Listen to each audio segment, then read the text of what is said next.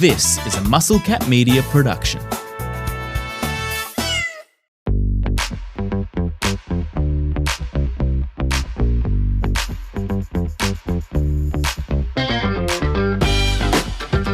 Well, the Under-12 World Cup has come to a close on the weekend, and we are here to talk about it on Baseball Expats. Welcome to our humble digital studio connecting us from all corners of the globe. My name's Eric Ballmar. I'm in Australia. I'm Canadian. His name's Andrew Reynolds. He's American. He's in Taiwan. We're the Baseball Expats.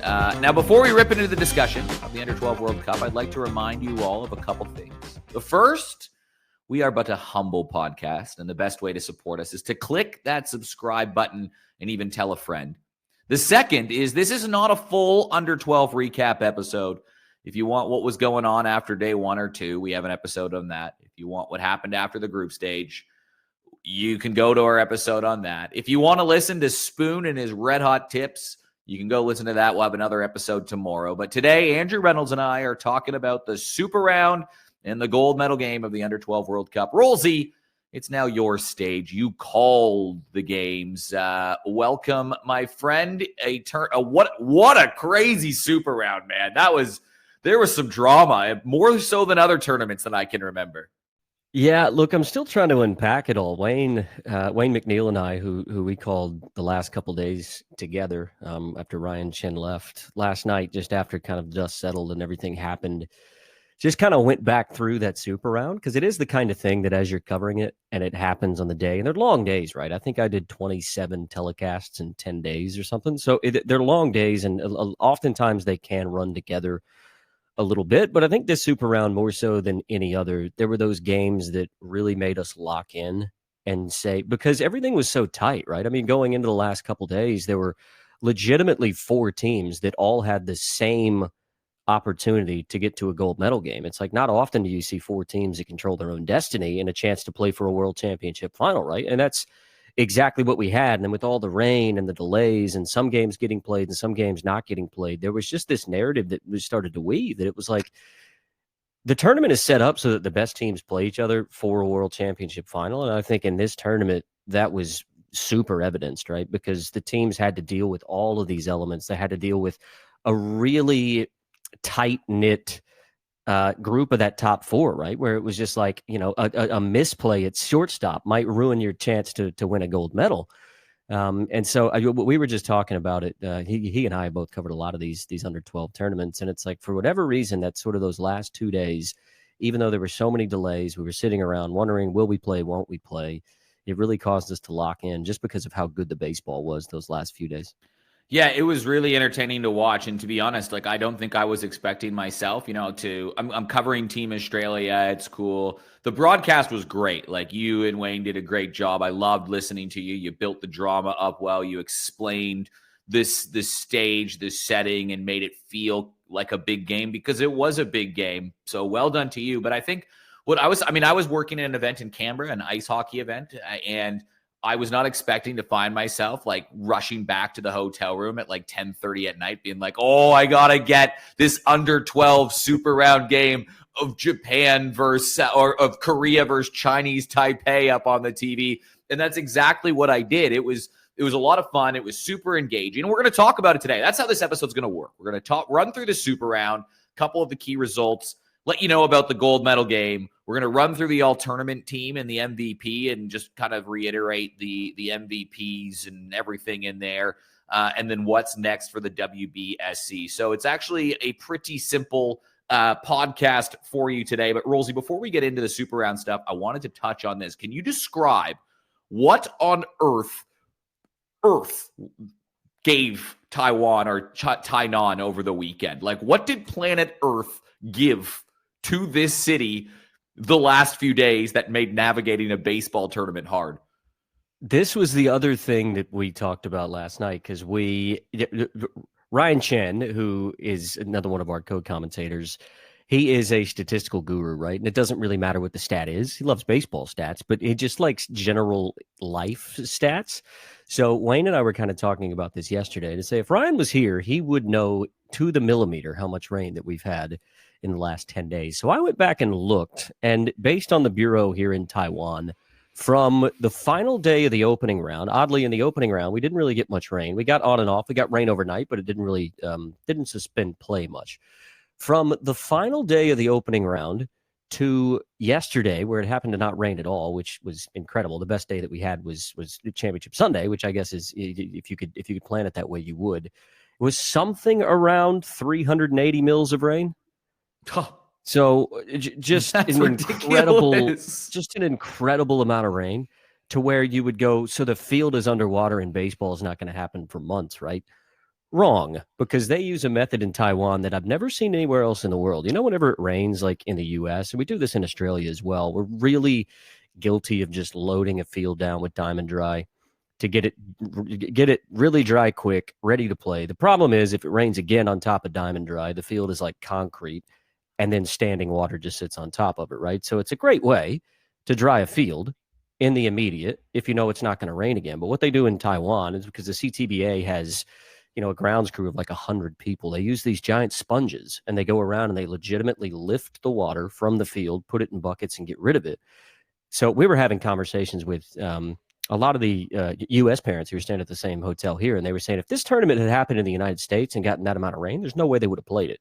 But because of the methods that they have to keep this field, the drainage that the fields have, and the dedication that the CTBA has to this tournament, is the only it was on sure will, determination, and manpower that they were able to keep this tournament going. And it could have been so much worse. Like, we had so many delays and so much rain, and it still could have been worse, because for the 380 mil that we got, probably only 100 mil of that was during the day. The rest of it was overnight. So it for everything that Mother Nature threw at this tournament in Tainan, it still could have been worse. But yeah, massive hats off to the CTBA and the WBSC for just playing baseball every day for the last 10 days. The grounds crew looked like they were enjoying themselves. They did, well. Yes. Like they were sliding around. They weren't working. They were having the time of their life. Yeah. Yeah, it was awesome. But okay, the group stage ended with 3 teams from each group advancing to the super round. And as we mentioned in the last pod, everybody from USA, Mexico, Korea, Japan, Chinese Taipei, and the Dominican Republic, they all still controlled their own destiny, meaning if they won out, they could be contesting a gold medal game. Maybe for the Dominican, they needed a couple of things to go their way. But yeah, for the most part, everybody could have still played for a gold medal. And on the first day of the group stage, Japan, or we'll go start with USA, beat Mexico 7-1. Fairly complete game, good pitching. Chinese Taipei scored 7 runs in the 3rd inning, and that was the difference in a 9-4 win over Dominican Republic. But for me, the game of the first stage of the of the super round, was Japan versus Korea. Japan won it in a one-hitter. They won 4-0, but they scored 3 runs in the penultimate inning, in the 5th inning, in the bottom of the 5th too. So it was 1-0 the whole way through before Japan slid a few runs across late. But it was the pitching in that one, wasn't it, for Japan? And something you kind of called as well. Yeah, well, Japan had to make a call, right? Because this, to me, I mean, last time that we talked a few days ago before the start of the super round, I said this was going to be the game of the super round, because you knew Shotaro Hashimoto was probably going to have to pitch. Interestingly enough, if they had kept him under 60 pitches in this game, he still would have been eligible to pitch in a world championship. Shotaro Hashimoto ends up being the pitcher of the tournament. We'll talk about the all-tournament team here in just a second. But because Korea was undefeated going into the super round and Japan had already lost a game, what that meant was that Japan couldn't afford a slip-up, or so we thought. But we knew they couldn't afford a slip-up in the first game of the super round if they were going to have a chance to play for a world championship. So that, in my mind, kind of made it seem like, okay, Japan has to go with Hashimoto. Maybe they get lucky and they can pull him early. Say they get up early, maybe they're leading 5-0, 6-0 after 4 innings. Hashimoto's thrown 55 pitches. We'll pull him, and then he's available if we get to championship Sunday.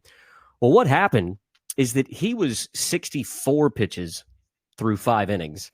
Japan blow it open in their half of the 5th inning. So they end up winning the game. Well, I say blow it open. They ended up winning 4-0. But they get those 3 runs in the 5th inning after Hashimoto was 4 pitches too many to be able to pitch on potential championship Sunday. So knowing then that he was hamstrung, they send him out for the 6th inning. He gets another complete game. at that point, he was always going to win pitcher of the tournament. But the intriguing thing for me is how Japan played that, because it was a 1-0 game. They had to send him back out to the fifth. They had to get those 3 outs because their tournament life was on the line. Then you turn back and you go, well, they won 4-0, and they burned that pitcher by 4 pitches for the ability to have him on Championship Sunday. We talked about everything that goes into managing in one of these tournaments. And for me, that was kind of that decision that maybe could have potentially swayed the outcome of this entire tournament, and it happened on the first day of the Super Round. But you get why Japan had to do it, right? They couldn't afford a second loss. Korea was undefeated. It's a regional rival. They wanted to throw the kitchen sink and everything else at it, so you got to throw your ace, and he delivered.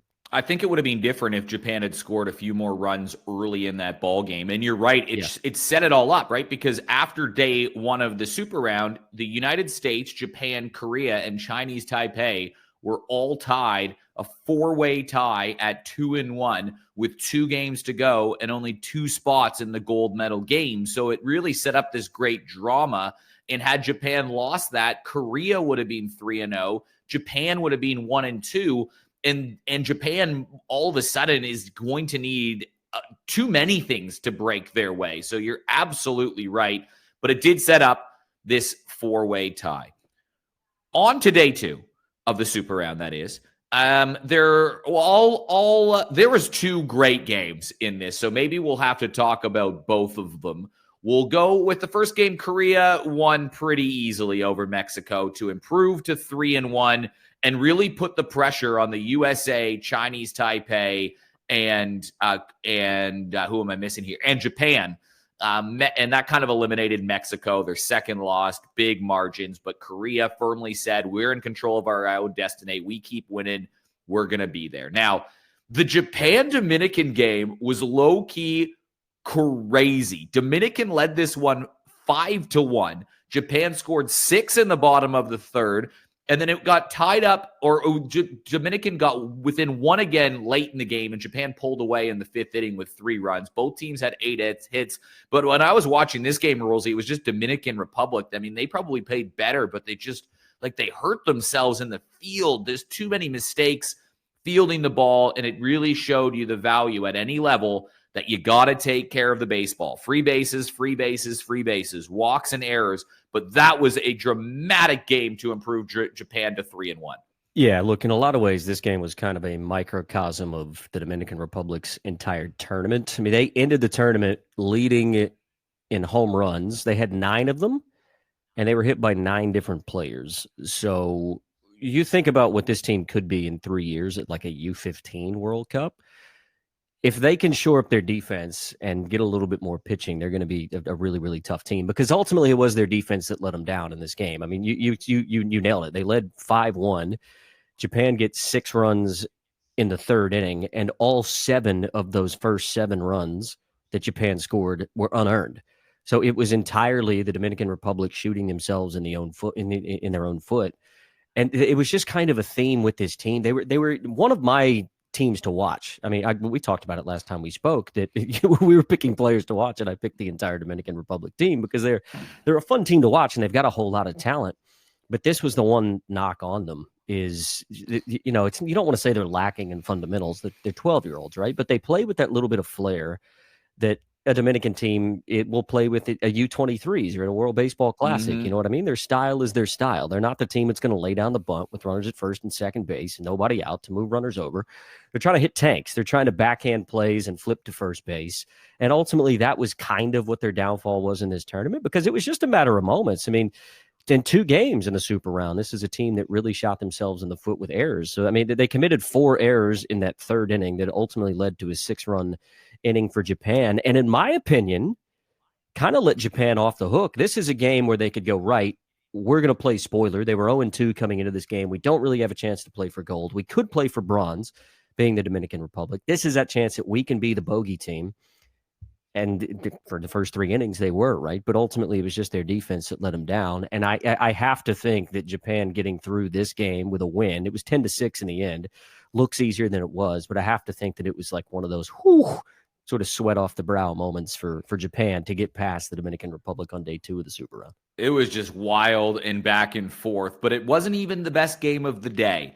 And the next game that we'll talk about might be it might have been the game of the tournament just because of the context that it was. Like, I think you can make a case maybe there's a game on day 3 that was the game of the tournament, and we'll talk about that for sure. But this one had more impact on the standings because without this game, none of the scenarios on day 3 matter. And that was an unbelievable game between Chinese Taipei and the USA. Now, had this result been flipped, we might not have the same world champion that we do now at the end of this tournament. And Chinese Taipei, let's go back to the group stage. Mexico had a big lead, and out of nowhere, Chinese Taipei storm back. They win. It kind of salvages their chances in the super round because it keeps them at that 1-1 mark, and Mexico is no longer 2-0. They go down to 1-1. This time, the roles were reversed. Chinese Taipei in the 4th inning race out to a 5-1 lead against the United States. A 5-1 lead. I was thinking, watching this, being like, oh my goodness, the Americans are going to lose. Chinese Taipei have just effectively ended the Americans tournament. But they score 4 runs in the 5th, and then they walk it off in the 6th in a 4-run comeback. USA win.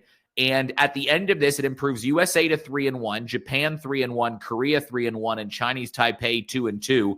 USA would have been 2-2, and they would have needed to win and get some significant help had they lost this game. Instead, they come back and they win it in a walk-off. What were some of the key moments? What was it for you about this USA win in this group stage for you? Well, Wayne called this game. I was back at the hotel. See, I knew this game was going to be incredible because I had an early day. I called the 2 games in the morning and was headed back to the hotel when this game started. And I said, right, I'm going to post up in the hotel room and I'm going to watch this game start to finish. Just having an idea that, it would be a make or break game for one of these 2 teams. And for me, it always kind of felt like the United States were in the game. They didn't really hang their heads down 5-1. They were still putting in good at bats. They were making hard contact. It's not that they didn't pitch well. They just had a few errors that got to them. I mean, only 3 of the runs that the United States allowed of those 5 were earned. There was a big error in the 4th inning that it was a 3-1 game. You felt like the U.S. was within striking distance. They get an error. Chinese Taipei capitalize on there. All of a sudden, it's 5-1, and then you go, oh. These games get late in a hurry, right? When you're playing 6-inning games and something like that happens in the 4th, it's like it happening in the 7th of a 9th-inning game, right? So you can sort of understand why 12-year-old kids might hang their heads. But something in the back of my head was just going, you know what? Like, this U.S. team's full of studs. They've got this lightning in a bottle offense. You really felt like if the pitching could just kind of come in and nail things down. Christian Valadez came in after Jamison Wilhite kind of had a rough start, allowed those 3 earned runs in the first couple of innings. And then Christian Valadez was unbelievable. He just put the team on his back and says, right, guys, we're not giving up another run. You've got 3 innings to go out there and essentially score. And that's exactly what they did. That bottom half of the 5th inning, I think they had 4 doubles in the bottom half of the 5th inning. They were just plugging gaps, putting in deep at bats, a lot of 2-2 counts, a lot of 3-2 counts.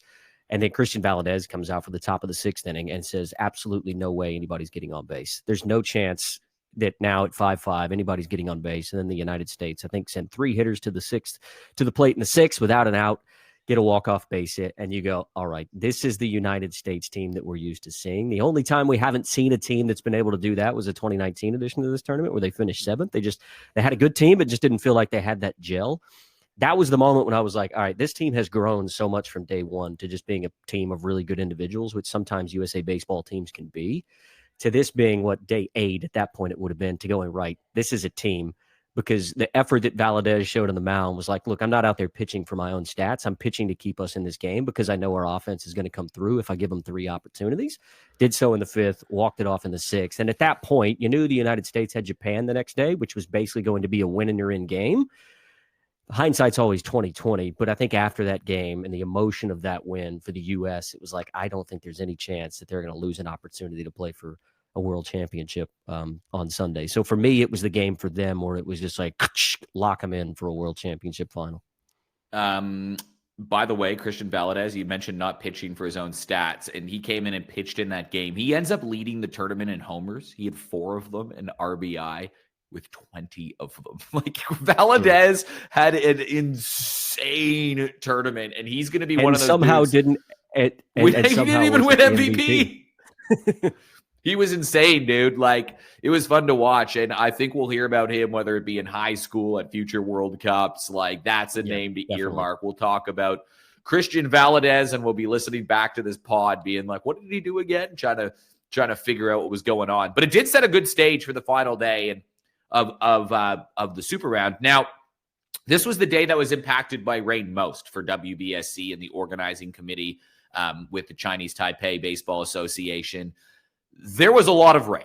Now, all of the games except for 2 got canceled basically during the day or postponed. They couldn't play anything, but they did enough to get 2 games on, and it was the 2 most important games, and it was between the teams that were in the top 4. I mean, USA were 3-1, Japan 3-1, Korea 3-1, Chinese Taipei 2-2, and USA played Japan, and Korea played Chinese Taipei. Go figure, for a spot in the gold medal game. Now, there was a 3-way tie scenario. People could be in there straight up. All of this. Now, let's just start with the first game, and that was USA and Japan, 3-1 and 3-1. And the math here was really, really, really simple. Win this game, go to the gold medal. There's nothing anybody could do about it. Everybody else had some other scenario, but if the USA and Japan, whoever won this game, they go to the gold medal. And we just talked about USA. I don't know how much more analysis we need unless you've got something else. And you can just say, move on to the next game. But USA won 14-3. Or they out-hit them 14-3, and they won 8-0 rather. So out-hit 14-3, win 8-0. It was clinical. Yeah, and I think probably the pitching staff fed off of what Chino Valadez was able to do the day before. And Duncan Mount, who we talked about sort of the midway point of this tournament, I said he's going to be on the mound in a big spot. Well, they started him against Japan. 2 2/3, he gave up 1 hit.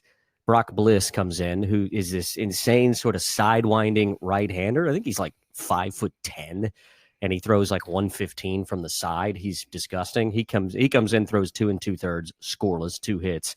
And then Mason Blitzenhofer, who aptly named, great name, throws like 1,000 Ks an hour, came in to get the final 2 outs against Japan, probably just to get some work in case that he was needed on Championship Sunday. And yeah, it was clinical. I mean, they scored 5 runs in the top of the 5th inning, and that was basically the ball game. But what I was most impressed with by the U.S. in that game was that they had that 5-0 lead, and the pitching staff was still collectively probably the best game that they pitched all tournament. Left Japan at 3-2, but their hopes weren't done yet. What this game did do is it effectively eliminated the Chinese Taipei, because even if they won, they would not be able to get through on a 3-way tiebreaker with Korea and Japan because of a tiebreaker called TQB, which is basically your total quality. I forget what the B stands for, but balance, which is basically an equation of runs for and runs allowed based on defensive innings. And we don't need to go into it. Basically, don't allow runs and score more, and you're fine. It's adjusted run differential, essentially. It's run differential adjusted for the amount of offensive and defensive innings you play. The scenario is this. Korea win, they go to 4-1, and they go to the gold medal game. Chinese Taipei win, Japan go to the gold medal game. So pretty simple for Korea, and this was maybe the other game of the tournament, man, and it probably would have been the game of the tournament had the result flipped, because Korea scored first, Chinese Taipei score a couple runs, it's 2-1. Korea tie it up. Then it's a great pitcher's duel in the 5th and 6th. We go to extra innings. There's runners that start on base. Nobody can score a run on either side. We go to a second extra inning. Chinese Taipei score a couple runs.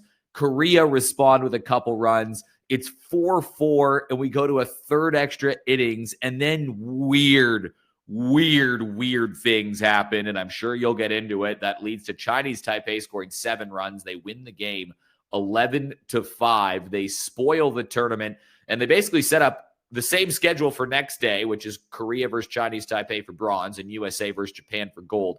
But man, that 8th and 9th inning, no, even the 7th inning, the extra innings, all 3 extra innings were diabolical. Well, and I slept, this game was 2 nights ago. I slept about 10 hours last night, and I think this game was the reason. I think I skipped to sleep because what you failed to mention is there was also like an hour and 20-minute rain delay in the middle of this game. So it was, I think, total time from first pitch to final out was something like 4.5 hours. And it felt like it because it felt like one of those epics between two teams that knew what was at stake. And even though Chinese Taipei, they had to have known after the rain delay, they would have taken a peek at what the Japan-USA score was. They knew that if Japan lost, that they weren't a chance. But it wasn't going to stop them in a game against a regional rival in Korea, right? It wasn't going to stop them from trying to win that game. And you saw that because they jumped out to a 2-1 lead.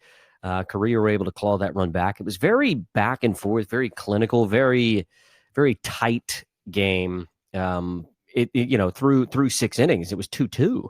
And we're sitting here going, right, it's going to take sort of one mistake for one of these teams to win the game. And the crazy thing for me, the most interesting thing was the manager. Both teams. I mean, obviously the international tiebreak rule is, runners at first and second base, nobody out. So even if you give up a run or two, you're starting in a pretty good spot.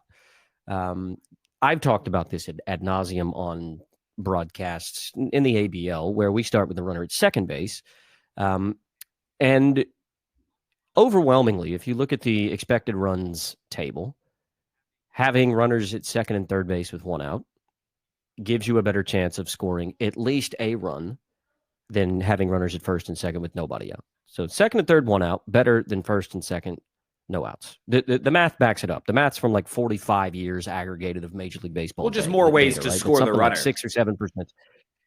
Correct. It's 6 or 7% more chance that you score the run. And when you talk about data over 45 years, 6 or 7% is a massive amount, right? So you would expect Korea, Chinese Taipei, two teams that love to lay down a bunt, two teams that love the fundamental. They're going to bunt, right? Easy decision. Well, Chinese Taipei in their first two innings couldn't get the bunt down, get the first out of the inning. Korea in their first two innings couldn't get the bunt down on the first two pitches. So in both the 7th and the 8th, had to lay down the sacrifice bunt with 2 strikes and did it both times, which was gutsy and interesting. So Chinese Taipei do score those 2 runs in the 8th inning with 2 outs. Korea are able to get the bunt down in the bottom half of the 8th inning with 2 strikes and eventually scored twice. Twice Korea left the winning run, and keeping in mind that if Korea scores that winning run, they're playing for a world championship final. They've never played for a medal in this tournament prior to this year. This is their 8th appearance in this tournament, and they have never played for a medal, which is insane for Korea. Twice in extra innings, they had a runner 75 feet away that if that runner scores, they're playing in the world championship final against the United States on the next day. Both times, Chinese Taipei are able to get the out, and then you talk about the chaos that ensued. It was always going to happen in a game that had been so fundamentally sound that somebody was going to unravel. And it just happened to be that it was Korean pitching and Korean defense. At one point, the Korean manager crossed the white lines for a second time, didn't know that many had to change pitchers. He wanted to swap his outfielders. And Yuri Machiavelli, who's an excellent umpire, he comes to all of these underage World Cups. You could see it on his face that he's like, I know how good of a game this has been, and I know you don't want to pull this pitcher, but I'm telling you what you've just done requires you to pull the pitcher. And they kept going back to him on the broadcast. I think I mentioned it a couple times. As you can see the look on his face, was that he was really let down for the Korean manager. And after 4.5 hours, you can kind of understand that one managerial gaffe. Chinese Taipei were already ahead by 5 runs at this point. But it was just that in that moment that you were like, Korea's gassed, man. Yeah, and then he just sort of looks around and goes, who do I have? Manager Gong just points at his first baseman and says, I guess you're pitching now. And he gives up another couple of runs. And, I mean, from that point, Chinese Taipei was never going to give up 7 runs in the bottom of the 9th inning. And after 4.5 hours, we had 2 games that were finished, and we knew that we were going to get a replay of those 2 games on Championship Sunday. Yeah, and in the replays, Korea ends up beating Chinese Taipei in the rematch. It was a good game. Korea had 2 hits. Chinese Taipei had 5. There were no errors in the field, which is good to see, but it was a 2-0 win for Korea, a narrow one. Before we get to the gold medal game, Korea would be pumped with winning their first ever medal at this event. They win bronze. Yeah, well, I mean, you could see it in the broadcast whenever they won the game. They jumped around like they were world champions. I mean, we haven't really minced our words when you and I've talked international baseball in the last 6 months that Korea is probably not the powerhouse that they once were. And the team that they sent to the Premier 12 is them saying to the world, hey, we know we're not the powerhouse that we once were, but we feel like we've got a lot of young talent. So to put the Premier 12 team on the field that they did and, not make a super round, but still kind of turn some heads and show a lot of young talent. I think they did that at this U-12s as well. So if you are a program that's committed to development and you think, maybe it's a tear down rebuild the next 5, 10, 15 years, to win your first medal ever at a U-12s, I think is probably a good result. And in fact, especially the fact that you've never done it before, right? You never won a medal of any color. You'd want it to be gold. They had a chance to play for gold, but they win a bronze medal. So for a program that says that they're committed to building back from the ground up in Korea, investing in the youth, and investing in their developmental programs, you can't really say that that's not going to plan, because here they are. They've won a bronze medal. And I think the amount of pressure that those players felt came out whenever they did win that bronze medal, because like I said, they celebrated on the field like they had won gold. It meant that much to those kids and to that coaching staff. And in the world ranking battle, they end up securing more points than rivals Chinese Taipei. And I mean, I guess not traditional rival, but they are in the world ranking standings right now, more than Mexico. Right. So getting wins over those two teams ends up being huge in the world ranking standings, and that will add up over the next couple years cycle. But the gold medal game, it didn't feel all that close, to be totally honest. The USA were just simply better. Japan scored in the first inning, and that was about the best moment they had. They only had 3 hits in the game because USA's pitching rather was just so good. 10 hits. They scored 7 runs. They put a little cherry on the top of it. And the USA in the 5th inning, man, every time they play a game, their 5th inning's their inning. They build into the game and they blow it open or come back or do whatever. They win by a score of 7-1. It was an entertaining game, but again, the USA were just the better team, the more clinical team, and a 4-hit performance from Nolan Hatch was the big standout for me. He's their leadoff guy. That's what stood out to me, as USA just looked like a good team. Someone was producing every game, but Nolan Hatch, the star in this one. Yeah, and I think Nolan Hatch entered the tournament with an OPS of like 1,200 or something outrageous, right? As a leadoff hitter. And this is the reason why this game was kind of disappointing for me, is what I touched on before, is if Shitaro Hashimoto's available, if he had thrown 4 fewer pitches 3 days earlier, he's starting for Japan. And the fact that Japan were only able to score one run, maybe the United States only scored 1 run against a guy like Hashimoto, right? And we're talking about a 1-1 game that goes to extra innings and an epic world championship final. I mean, Japan didn't have a lot of arms available because of the amount of games that they had to win and the guys that they had to throw in the super round. The United States were the same, but they just had deeper pitching, and ultimately deeper pitching in this tournament is oftentimes what wins it. You can have the best frontline starter, which without a doubt Japan did, but when you're not available in a world championship game, and the world title is determined on a single game, as it should be, but all of the games that lead up to it, I don't think Inosuke Ibaraki was ever going to be able to pitch, maybe more than 2 innings. He ends up only getting 2 outs in that first inning. And then Kosei Fukuyama, who had a great tournament on the mound, had a great tournament at the plate. It's just an impossible task for him to come in with 2 outs, runners on base in that first inning. He did get out of it, but then the United States sort of got to him again in the 4th inning. And again in the 5th, before they ultimately had to pull him. But I think the damage was done in that first inning, because once the United States took a 3-1 lead in the first, even though Fukuyama came out, threw 3 1/3, didn't give up any runs in the 2nd and 3rd, gave his team a chance. The 2-headed monster of Jackson Spray and ultimately Barrett Shell, who came in to close things out. And I think it technically was awarded the win for the United States. You're right. It just sort of felt like once the U.S. got that lead, they were never going to relinquish it. But it'll always be a what if for me, because I would have loved to have seen what Shitaro Hashimoto could have done had he thrown 4 less pitches a couple days earlier. I think the best thing that happened to but that's tournament baseball, right? I think the best thing that happened to the United States was in the group stage losing to Korea. I really do. I feel like after that moment, they almost just said, hey, we got to shift our energy a little bit.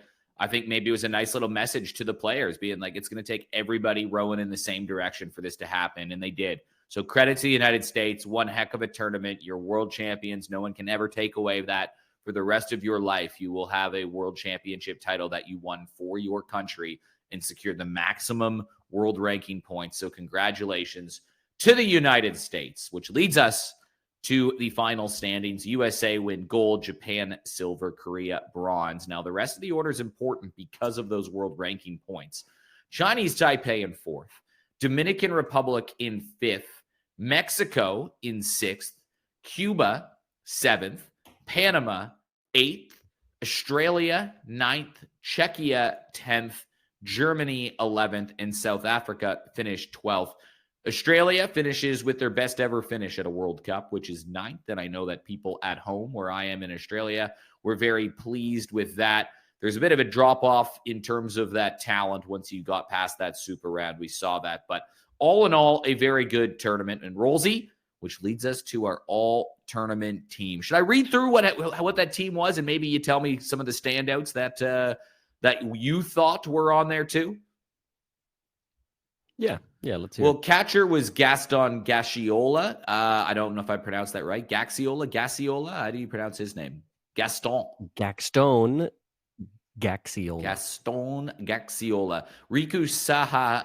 There you go. Riku Sahashi at first base. Jose Armenta, man, he was fun in the middle of the infield at second base for Mexico.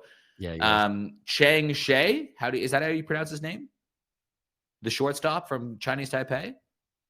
He was at shortstop. Yep. Christian Valadez at third. Chris Chikodroff at outfield, and Chang En-hu in outfield as well. Sean Garcia from Cuba in the outfield, and Shotaro Hashimoto, the pitcher. Hashimoto didn't allow a run, right? Like, he pitched 12 innings, best ERA, struck out a bunch.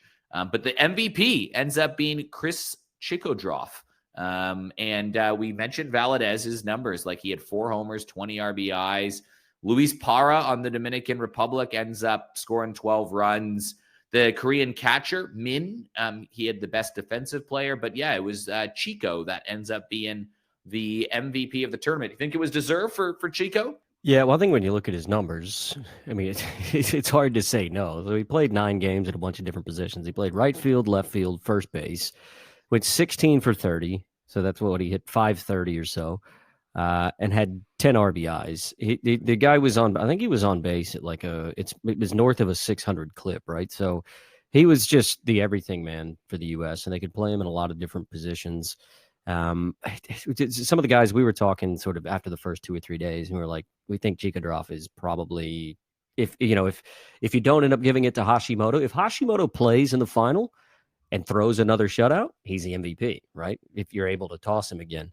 In my opinion, it was probably between those two, but because Chikodroff is on the winning team, oftentimes the MVP is, I think, I mean, and you could have picked, Christian Valadez obviously was named at third base. You probably could have picked him as well for, him playing on 2 sides, the offensive and the pitching side of thing. The guy that I was really the most interested in watching was Chung Eun-hu, who's the leadoff man for Chinese Taipei. He is like the embodiment of this like new style leadoff hitter.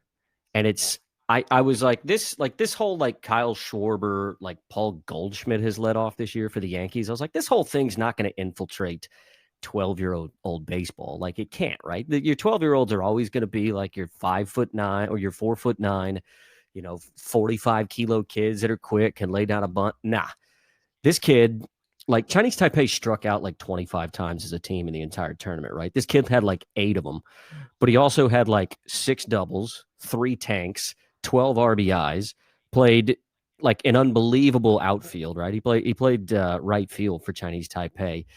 And because they had guys with high on-base percentages hitting in the 2 and 3 spot, it's almost like they could live with the strikeout threat at the top of the order.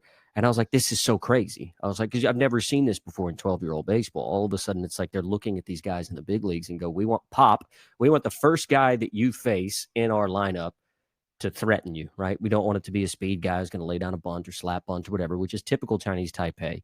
Now, we're going to put a power guy at the top of the order. He ended up the only player that ended up hitting home runs. I think he had the highest slugging percentage, or one of the highest slugging percentages in the tournament, and he was the leadoff hitter, right? So it was just really interesting to me that Chinese Taipei made that decision and that he delivered, because he was so much fun to watch. It's true, but I thought Qisheng Chen probably should have been in that spot, right? He ends up with the second most hits in the tournament, 13. He hits 481. He was hit by a couple pitches, stole some bags. He had 3 doubles. I thought he had a great tournament as well. And then a shout out to Sean Garcia at Cuba for also hitting 4 home runs. I think you're going to hear that name as well, just the way he kind of played as well. Like, he was a level above some of the other players on that Cuban team, and deserved number in the in the team of the tournament. So yeah, that wraps up. That was the tournament, man. It was a fun one. It was a dramatic one.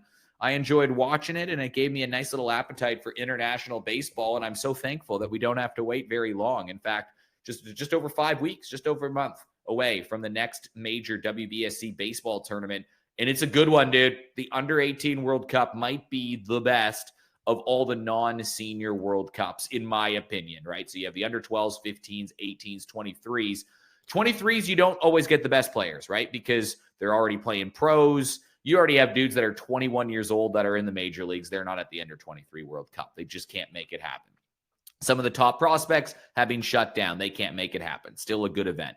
Under-15s, you're still growing. But the Under-18s, these are the ones that guys like Shohei Ohtani played in when they were 17 years old. Like all the best. If you are a good baseball player and 17 years old and about to be drafted, or maybe just was drafted, some guys have already signed, some guys are going to college, but every scout from college to from professional in the MLB to Chinese Taipei to CPBL to Korea, to name a league, they are there watching this tournament because it is a bunch of kids that are on the verge of becoming men, and they want those men on their teams, and they're playing for their country's pride. So we don't have to wait long. You're going to be calling it. I can't wait, man. That's going to be a fun one. Yeah, of all the tournaments of all the international tournaments, you could say that this one, like talent and selection wise, is number 2 to probably a World Baseball Classic because of the stipulations that like Major League Baseball puts on a Premier 12, right? We don't see Major League players play in the Premier 12. The United States doesn't send a U-23s team, right? We don't see all the best nations in a 15s or a 12s. But for the points that you just said, U-18s, pound for pound for mine, is the best underage World Cup because it is the only underage World Cup where teams genuinely are all at full strength. If you are an 18-year-old in any one of the participating nations and are eligible for this team, you want to be playing. You have no reason not to be playing. There'll be scouts from all 30 major league teams. There'll be scouts from the NPB, from the CPBL, from the KBO. There'll be scouts from all over the world. College scouts, college recruiters come to these tournaments, right? Because they are expecting to see the best of the best at an age of kids that are about to take the next step in their career, be it professional or collegiate, right? So if you are in that age group and you are in one of these participating nations, you want to be one of the 18 that are on this team. And for mine, that's why it is, I think, pound for pound, the best tournament. And also because I think it's one of the first tournaments that we really start to see more parity between the teams. Like when you take a team like Australia, for instance, they're never, ever going to compete at the high end in an under 12s and under 15s because of the developmental reasons that we talked about, on previous podcasts. You want to hear my rationale for that? You can go back and listen. But at the 18s is when a country like Australia really starts to get competitive. Dude. I mean, I think that the expectation for an Australian team at this U18s would be, let's get to the Super Round, let's win a medal. They nearly did in Korea back, what was it, 2017 or 2018, whenever that tournament was in Korea. You could argue that they had a team good enough to play for a gold medal in that tournament. So you don't see nations like that uber competitive in 12s and 15s, but you do see them uber competitive in 18s. And so for mine, that's why it's so much fun, because it's the best players.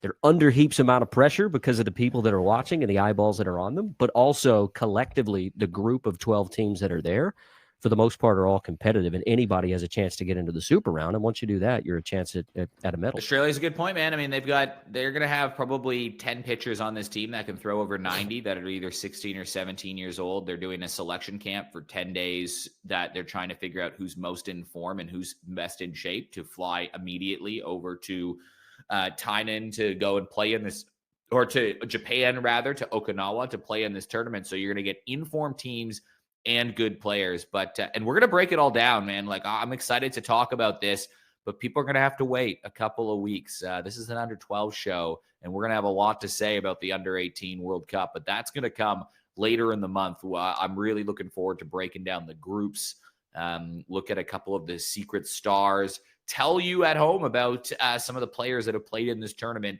And there's been a lot of like household baseball stars that we can rip off a whole list for. So I'm looking forward to that. Yeah, I'm the same. And Tyler Mon will be back with me to broadcast that. So we'll try and get Tyler on the show. Maybe we'll We'll break down each of the pools and maybe chat to some of the managers as well. So if you're really looking forward to that U18, and you too want to see some of the up and coming talent potentially who will be ripping through college baseball in the U.S. and maybe major league household names in the next 4 or 5 years, then it'll be the show for you. That's going to wrap us up for today. Spoon is back tomorrow. This is Baseball Expats. Don't forget to just click that little like and subscribe button wherever you're listening to this. That'll help support us. And that's, go baseball, I suppose. Well, I'll be in the air tomorrow when you and Spoon chat, but I'm very much looking forward to the three of us being back together on Friday's show. It feels like it's been 6 or 7 years since the three of us were on the same show. It's been like a month and a half, but no, I'm looking forward to chatting some Major League Baseball on Friday with you.